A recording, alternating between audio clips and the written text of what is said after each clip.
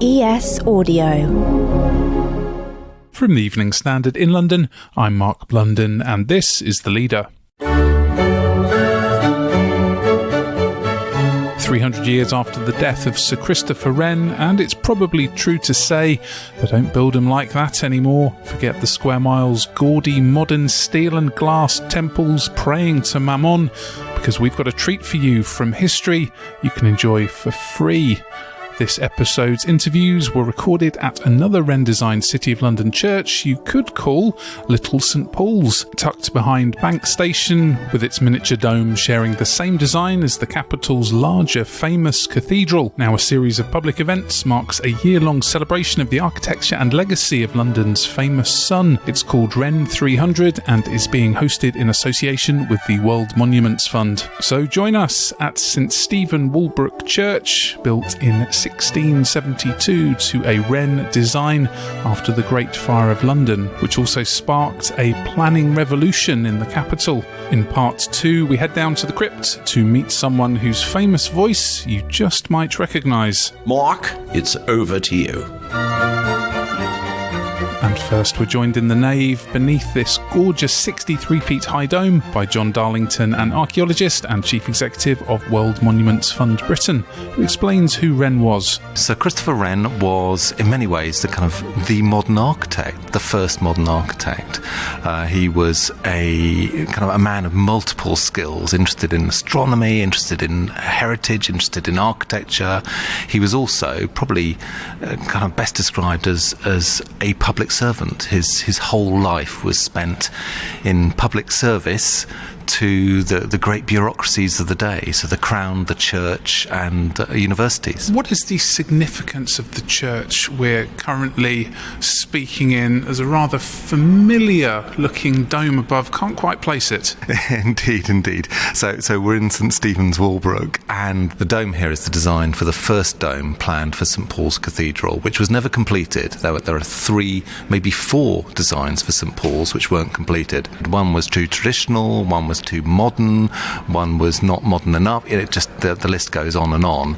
The dome here is actually modelled on the first design for St Paul's Cathedral. Tell us about Wren 300, a city full of people. What's it all about? This is about actually drawing attention to Wren's legacy. We all know about St Paul's Cathedral. Who could not know about it?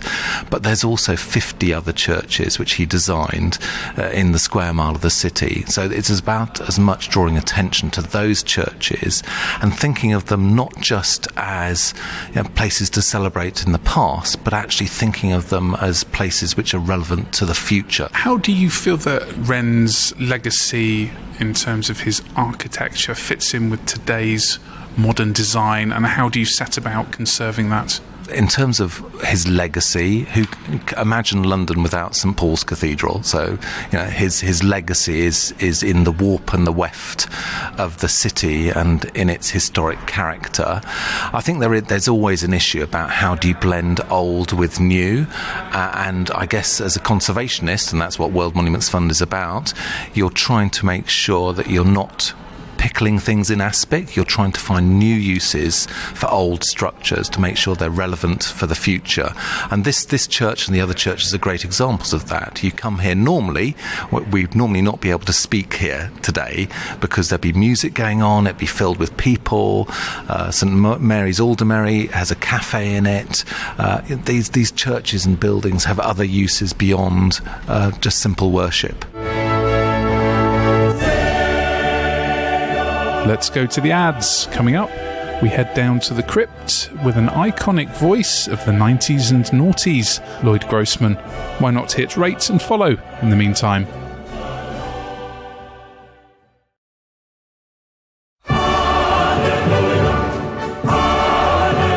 Welcome back to St Stephen Walbrook for this special edition of The Leader.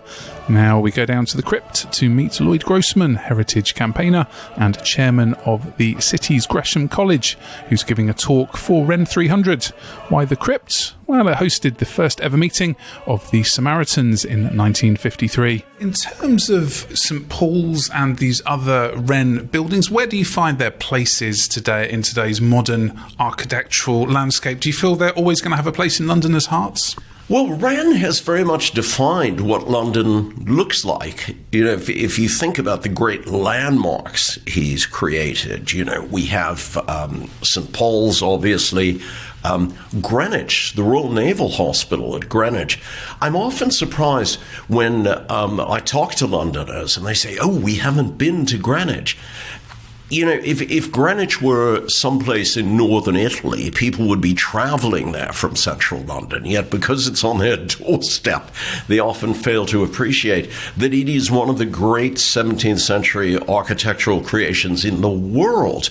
We also have the Royal Hospital in Chelsea, Hampton Court, Kensington Palace, and then all these city churches.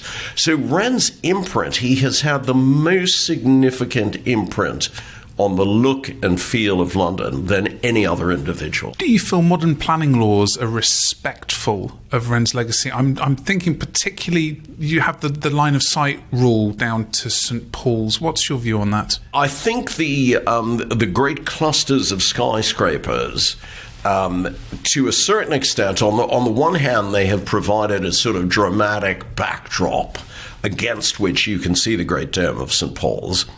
On the other hand, they have slightly diminished the iconic status of St. Paul's as the one great symbol that kind of is the intermediary between the city of London and heaven, as it were. You know, that's what St. Paul's Cathedral was. It was kind of the link between us down here and everything going on up there. So whilst the planners have tried to be respectful, you know, on the other hand, they have extraordinary commercial pressures.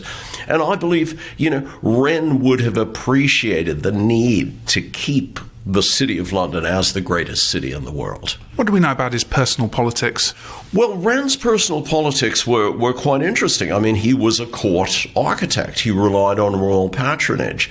In those days, you know, there were not great commercial patrons of architecture. The patronage for the grandest buildings came from the state, from the church, and from the aristocracy. So Wren had to operate in that milieu. Being such a supreme talent, he was able to operate through what we would now call regime change. You know, he worked for many different monarchs. He was very much someone who took a grand style, the Baroque style, which was very much identified with absolute monarchy, Catholicism. He took that and he made it appropriate for a Protestant country, which was also dealing with a limited form of monarchy. So it was quite interesting the way Wren was able to navigate between the demands of royal families and also the coming era of popular democracy. So in many ways, what Wren did is to take a style and make it relevant to his own day. And it's extraordinary to us all that has endured so well over the centuries. What's your assessment of how the Great Fire of London has influenced architecture through the ages? Well, of course, you know, famously, when London was more or less burned to the ground in the Great Fire, people like Wren and Thomas Hook thought this is a fabulous opportunity to create this wonderfully rational city. And as you know, Wren came up with this great plan that was would have turned London into something a bit like 19th century Paris, you know, with great long avenues and wonderful vistas and huge squares. And I say, thankfully, that didn't happen, because it was too complicated. And people said, well, hang on, you know, we've got our own plot of land. Why should we be forced to sell in order to create some great avenue? Let's just go back to the street plan that we had. And that street plan, that sort of jumbly, medieval, eccentric, crooked, curvy street plan, is one of the things that makes the City of London so exciting and so charming. So I'm very pleased that in spite of Wren's great vision, it's the one thing he was never able to realize, and that we have benefited from the fact that London combines the very ancient with the very modern, and it's something it still continues to do today. Could you give us an overview of your talk? I'm going to be talking at St Mary Aldermary about Wren's international influence. And it's particularly relevant to me, I guess, for many reasons, but I did quite a period as a governor of the British School at Rome.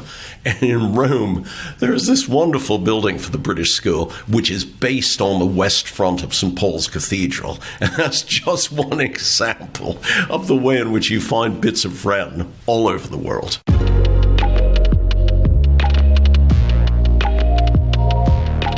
There's much more news and features in the Evening Standard newspaper and online at standard.co.uk. That's The Leader. We're back on Monday at 4 p.m.